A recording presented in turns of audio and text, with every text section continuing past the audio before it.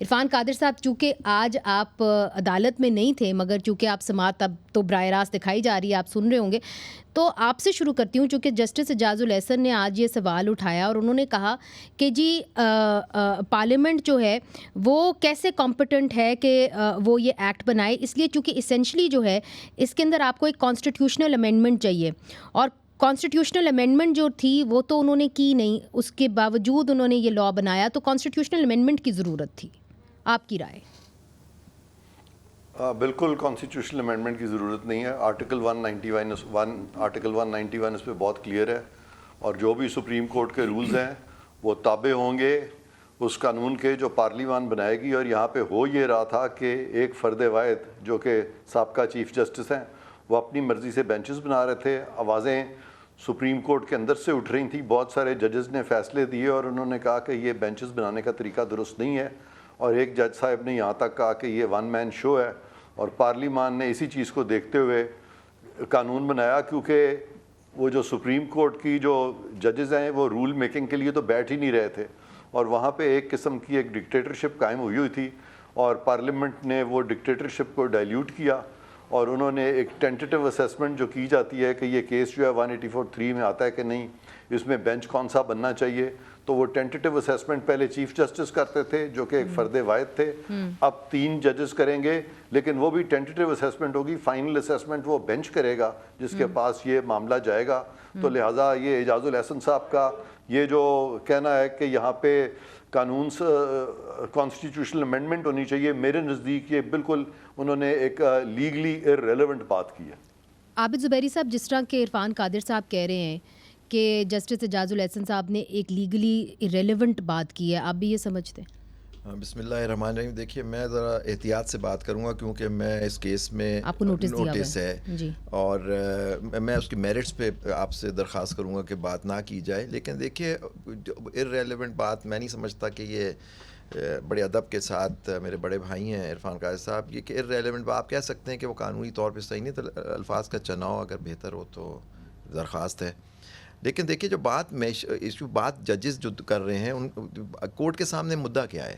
Court کے سامنے مدعا ہے کہ آیا یہ مقننہ جو ہے آپ کی پارلیمنٹ وہ یہ قانون سازی کر سکتی تھی یا نہیں کر سکتی تھی. بالکل ٹھیک ہے، بالکل ٹھیک ہے، یہ سوال ہے جی. اب وکیلوں جو اس میں پارٹیز ہیں، ہم لوگ نوٹس پہ ہیں، پاکستان بار اور سپریم کورٹ بار. آپ کا موقف کیا ہے کہ پارلیمنٹ کر سکتی تھی؟ میں کہتا ہوں پارلیمنٹ کر سکتی ہے، but in its constitutional capacity کے کانسٹیٹیوشنل امینڈمنٹ کے ساتھ. میرا ایک ویو ہے اور میں نے یہی نوٹ کورٹ میں جمع کرایا ہے. میں نے اپنے جو ایک concise statement. What do you mean عام لوگوں کو سمجھ میں آئے؟ واٹ ڈو یو مین کہ کانسٹیٹیوشنل کیپیسٹی؟ دیکھیے میں کیا کہہ رہا ہوں کہ ایک جیسے ایک پاور کانسٹیٹیوشن میں آپ نے دی ہوئی ہے، اپیل کی جو بات کریں. دیکھیں 2 چیزیں ہیں اس قانون میں، ایک پروسیجر کی بات ہے وہ الگ ہے.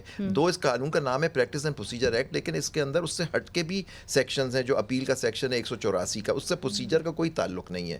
تو یہی چیف جسٹس صاحب نے بھی یہ پوائنٹ آؤٹ کیا کہ اس لا میں صرف پروسیجر کی بات نہیں ہو رہی ہے، ایک بات یہ بھی ہو رہی ہے کہ اپیل کا رائٹ جو دیکھیں ہم سب کی ڈیمانڈ تھی کہ 184 جو 3 کی پاور ہے سو موٹو یا یہ تو تمام بارز کی رہی ہے کہ جی 184(3) کے اندر اپیل کا حق ہونا چاہیے. یہ ہماری ڈیمانڈ ہے، لیکن ہمیں صرف طریقہ کار کے اوپر آرگیو کرنا ہے کہ یہ دیکھنا ہے کورٹ میں کہ بات یہ کرنی ہے کہ آیا اس کو طریقہ کار وہ کانسٹیٹیوشنل امینڈمنٹ کے تھرو ہوگا یا سمپل میجورٹی سے پارلیمنٹ یہ لا پاس کر سکتی ہے. آپ کیا کہتے ہیں؟ تو میرا جو اسٹینڈ میں رپورٹ اس میں کیا میرا ہے کہ اس میں کانسٹیٹیوشنل امینڈمنٹ کی ضرورت ہے. مگر آپ چونکہ درخواست گزار ہیں تو نہیں، میں درخواست گزار نہیں ہوں. اچھا، میں نوٹس پہ ہوں. تو آپ اپیل دینے کی شک کی بھی مخالفت کریں گے جس طرح سے یہ کیا گیا؟ میں چاہوں گا لیکن اپیل ہونی چاہیے بالکل، مگر کانسٹیٹیوشنل امینڈمنٹ کے ساتھ. جی ٹھیک ہے، ہارون صاحب آپ کچھ کہنا چاہیں گے اس حوالے سے؟ تھینک یو جی. ایکچولی 191 آرٹیکل جو ہے اس میں لکھا ہوا ہے کہ یہ سپریم کورٹ رولز بنائیں subject to constitution and the law. جب اینڈ دی لا آ جاتا ہے وہ سارا کلیئر ہو جاتا ہے، یا تو وہ لا کے تھرو کریں یا وہ کانسٹیٹیوشنلی کریں. اب سابقہ جو چیف جسٹس صاحب تھے ان پہ اعتراض یہ تھا کہ جو بھی وہ بینچز کنسٹیٹیوٹ کرتے تھے وہ ظاہر ہوتا تھا کہ جو بھی آرڈر آئے گا اس کا سب کو پتہ ہوتا تھا کہ کیا آرڈر آئے گا. اسی لیے پاکستان بار کونسل نے شروع دن سے اعتراض کیا تھا کہ جو بھی یہ میٹرز ہیں نیشنل لیول کے میٹرز ہیں ان میں فل بینچ کنسٹیٹیوٹ کر دیا جائے اور ہمیں سنا جائے. تو سابق چیف جسٹس صاحب نے ہمیں اوپن کورٹ میں کہہ دیا جی کہ آپ کو فی الحال ہم نہیں سن سکتے، ہم سپریم کورٹ بار کو سنیں گے. یہ ان کی ورڈنگ تھی، جس وجہ سے ہم پھر پیچھے ہٹ گئے.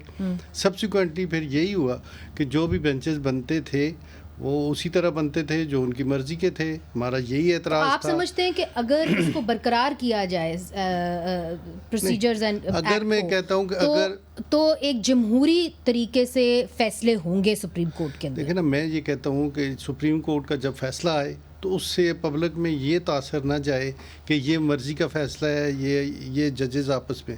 دیکھیں اب فل بینچ بیٹھا ہوا ہے اور فل بینچ میں جو بھی ڈیسیژن آئے گا، چاہے وہ میجارٹی میں جدھر بھی ہوں گے، وہ قانون بن جائے گا. اس پہ تو آپ اگری کرتے ہیں نا زبیری صاحب کہ انہوں نے اچھا کیا فل کورٹ بنا دیا؟ جی میں بالکل کرتا ہوں. بہت اچھا کیا. ایک تو یہ نہیں تھا کہ سپریم کورٹ بار چلتے، پاکستان بار کی طرف سے حسن رضا پاشا بھی ان کیسوں جس میں مجھے نوٹس تھا ان کو بھی سنا گیا ان کیسوں میں. ہم تو یہی کہتے ہیں نا کہ وہ چونکہ اگر انہوں نے کرنے تھے تو سپریم کورٹ کے چیف جسٹس صاحب بیٹھے ہوئے تھے، ان کو چاہیے تھا رولز بناتے.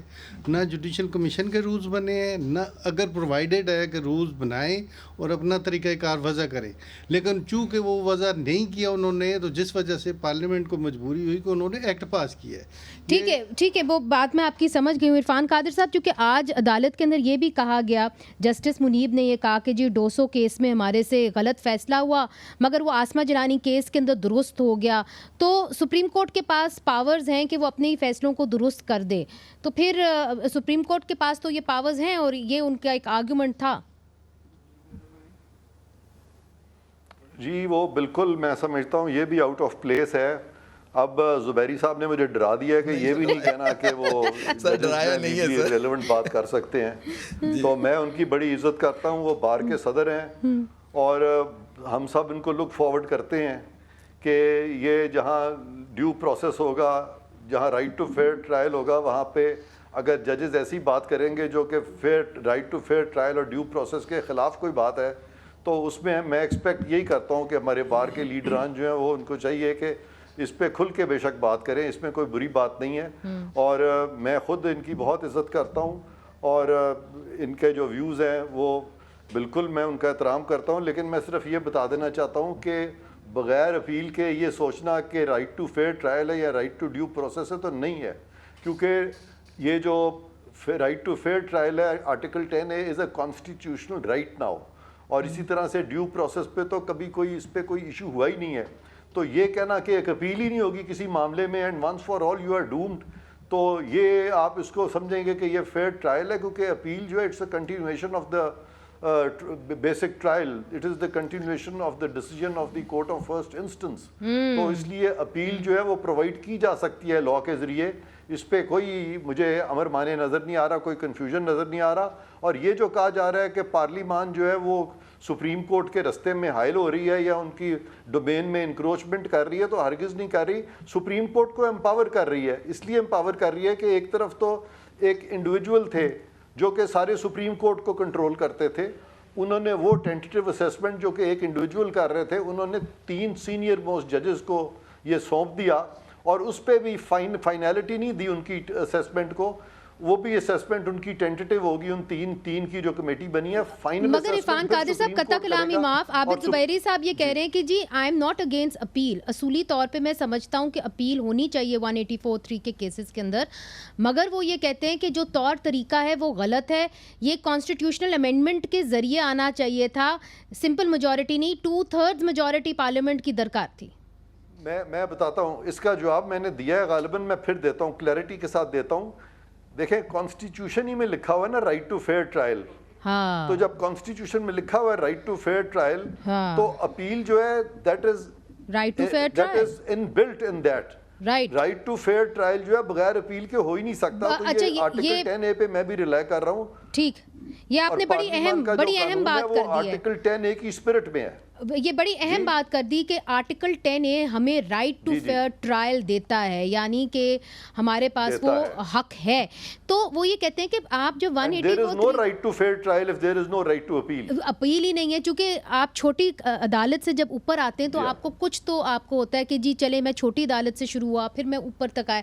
ادھر تو آپ کی پہلی آپ عدالت میں گئی سپریم کورٹ میں، انہوں نے ہی آپ کو ختم کر دیا، اپیل بھی نہیں ہوئی. مجھے آپ 1 منٹ دیں. جی اگر آپ مجھے اجازت دیں صرف 1 منٹ کے لیے. اتنی سمپل چیز ہے کہ دیکھیں ایک ریپسٹ جو ہے اس کو ट्रायल भी होता है, उसको राइट ऑफ अपील भी है, वो फिर चला जाता है हाई कोर्ट में भी चला जाता है, वो फिर चला जाता है सुप्रीम कोर्ट में लीव टू अपील में चला जाता है, फिर वो रिव्यू में चला जाता है। राइट। लेकिन 184(3) में अगर किसी के खिलाफ फैसला हो, उसकी प्राइम मिनिस्टरशिप चली जाए, वो सारी जिंदगी के लिए नाअहल हो जाए, तो उसको ना तो ट्रायल उसका हुआ, ना उसको राइट ऑफ अपील दी गई।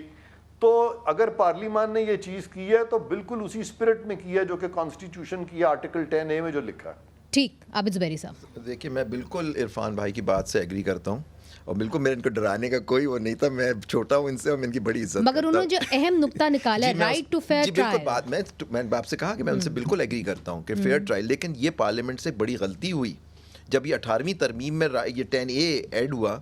उस वक्त राइट ऑफ अपील देना चाहिए था, उस वक्त अमेंडमेंट चलिए वो तो हो गया ना, अब गलती हो गई ना। अब तरीकाकार यही है कि अमेंडमेंट के थ्रू होगा, क्योंकि देखिए जो पॉइंट है ओरिजिनल जुरिसडिक्शन है और ओरिजिनल जुरिसडिक्शन सुप्रीम कोर्ट ने दी हुई है, तो ये जो ओरिजिनल फ्रेमर्स थे उन्होंने राइट ऑफ अपील नहीं दिया, तो right of appeal is substantive right, ये एक बात है। और उसके तहत मेरा व्यू ये है कि बिल्कुल होना चाहिए right of fair trial, demand करता है कि राइट ऑफ अपील, लेकिन मेरा कहना है तरीक़ाकार पे इशू है, not the provision of appeal.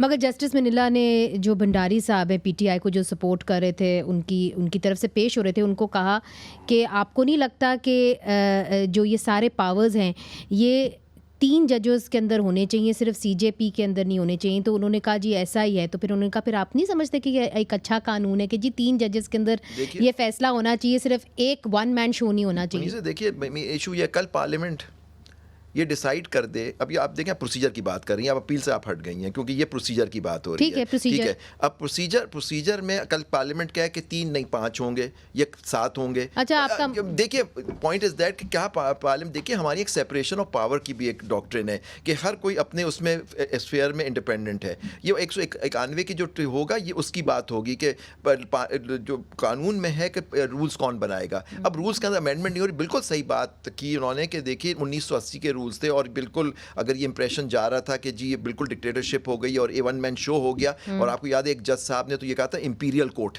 आपको याद होगा एक नोट लिखा था एक जज साहब ने, उन्होंने कहा था इंपीरियल कोर्ट। तो देखिए ये सब बातें अगर हो रही हैं और जजेस के अंदर भी इशू था तो, और सही बात है, आज चीफ जस्टिस ने कहा अगर फर्स्ट मैं नहीं बुलाता फुल कोर्ट, आप क्या कर लेंगे? देखिए 209 तो नहीं लगेगा, मैं कोर्ट की मीटिंग नहीं कॉल कर रहा। In principle you are with this idea कि डेमोक्रेटाइज होना चाहिए, मगर आप ये कहते हैं, तरीका कार जो है, we'll go back to that